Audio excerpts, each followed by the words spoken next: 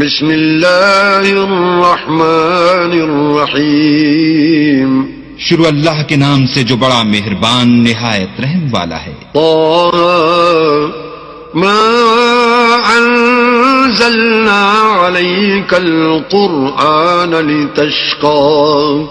طٰہٰ، اے محمد صلی اللہ علیہ وآلہ وسلم، ہم نے تم پر قرآن اس لیے نازل نہیں کیا کہ تم مشقت میں پڑ جاؤ، إلا تذكرة لمن يخشى.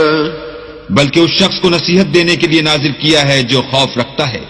تنزيلا ممن خلق الأرض والسماوات العلى. یہ اس ذات کا اتارا ہوا ہے جس نے زمین اور اونچے اونچے آسمان بنائے. الرحمن على العرش استوى. یعنی خدائے رحمان جس نے عرش پر قرار پکڑا. له ما في السماوات وما في الأرض وما بينهما وما تحت الثرى.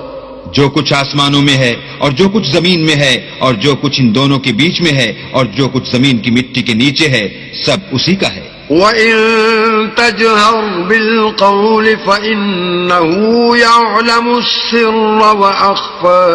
اور اگر تم پکار کر بات کہو تو وہ تو چھپے بھید اور نہایت پوشیدہ بات تک کو جانتا ہے. اللہ لا الہ الا هو له الاسماء الحسنى. وہ معبود برحق ہے کہ اس کے سوا کوئی معبود نہیں ہے، اس کے سب نام اچھے ہیں. وهل اتاك حديث موسى. اور کیا تمہیں موسیٰ کے حال کی خبر ملی ہے؟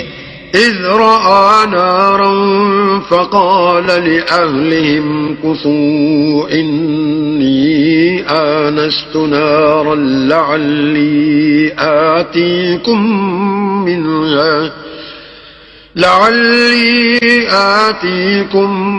منها بقبس أو أجد على النار هدى. جب انہوں نے آگ دیکھی تو اپنے گھر کے لوگوں سے کہا کہ تم یہاں ٹھہرو، میں نے آگ دیکھی ہے، میں وہاں جاتا ہوں، شاید اس میں سے میں تمہارے پاس انگاری لاؤں یا آگ کے مقام کا رستہ معلوم کر سکوں.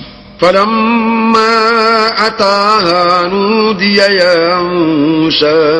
جب وہاں پہنچے تو آواز آئی کہ موسیٰ، إني أنا ربك فاخلع عليك إنك بالواد المقدس طوى. میں تو تمہارا پروردگار ہوں، تو اپنی جوتیاں اتار دو، تم یہاں پاک میدان یعنی طوا میں ہو. وأنا اخترتك فاستمع لما يوحى. اور میں نے تم کو انتخاب کر لیا ہے، تو جو حکم دیا جائے اسے سنو. إنني أنا الله لا إله إلا أنا فاعبدني وأقم الصلاة لذكري.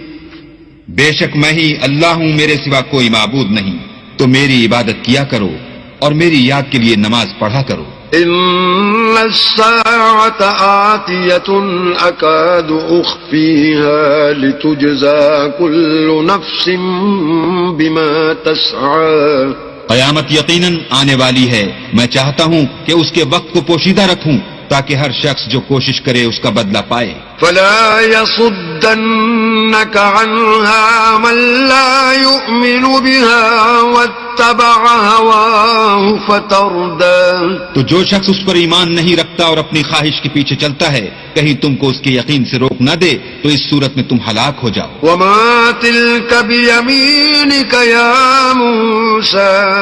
اور موسیٰ، یہ تمہارے داہنے ہاتھ میں کیا ہے؟ قال هي عصاي أتوكأ عليها وأهش بها على غنمي ولي فيها مآرب أخرى. انہوں نے کہا، یہ میری لاٹھی ہے، اس پر میں سہارا لگاتا ہوں اور اس سے اپنی بکریوں کے لیے پتے جھاڑتا ہوں اور اس میں میرے اور بھی کئی فائدے ہیں. قال ألقها يا موسى.